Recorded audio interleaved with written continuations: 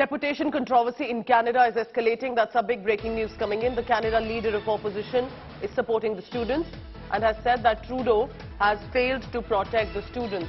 The member here, the opposition leader, is urging Trudeau government to stop the deportations. Remember, we're talking about approximately 700 students, mainly from Punjab, who are facing a deportation threat. The letter, basically they got letters of fake admission, and it was caught by the authorities. It appears to be a full-on scam.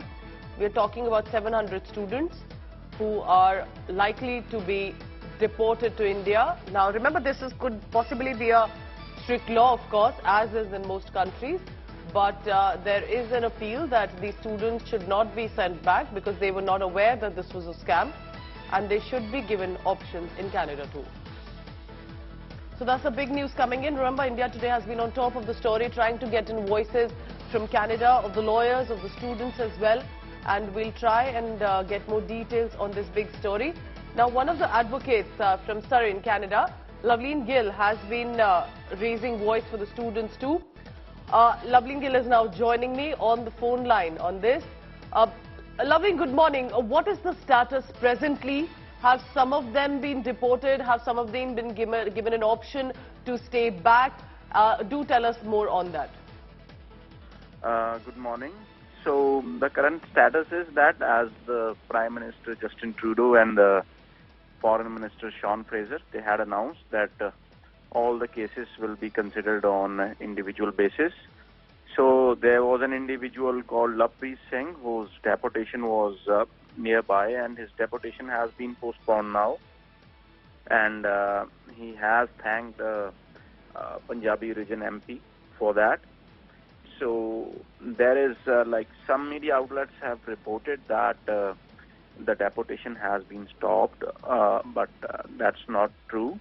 There's no blanket announcement, and the government is considering it on case-to-case basis. Has this become a political issue as well? Have voices being raised? Because the fact is, Loveleen, it's a strict law of any country that you cannot have any of these scam-related issues be permitted. So it sounds like a very fair law. How is then politically these voices, or even legally, are being raised to say that it's the students do not know and that they should be given a chance to stay back?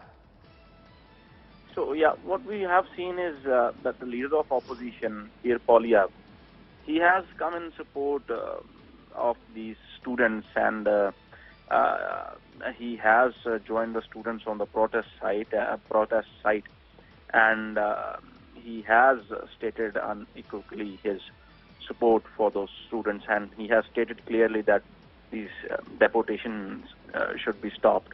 So yeah, it has, to a certain extent, it has become a political issue because political parties are increasingly taking stand on this issue, and it has become prominent. Okay, Loveleen, thank you so much for keeping track of this, and he's been speaking to us, telling us about the status, and it remains to be seen what happens there to the students. We also spoke to one of the leader of opposition in Canada, Pierre Poilievre. Let's listen into what the leader has to say. Having made this mistake, shame on Justin Trudeau, and stay the deportations while the students have while there's an investigation. Allow them to have a work permit so they can earn an income, and all those that are proven by the investigation to have acted in good faith should be able to apply for permanent residence. Okay, how they can, what could be done, as we say, they're saying it's a misrepresentation under the Canadian law. So how you can drop something in the amendment in the law or something so the students can get their VR? You just need to remove the letter of inadmissibility for those students who acted in good faith.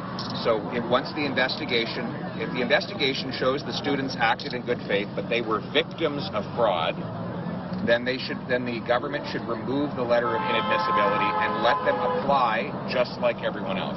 The action has been taken only against the students, but the immigration department and the college officials are fully responsible for it. Yes. So what recommends on this? Well, the bureaucrats in the Trudeau government who screwed up in the first place should be held accountable.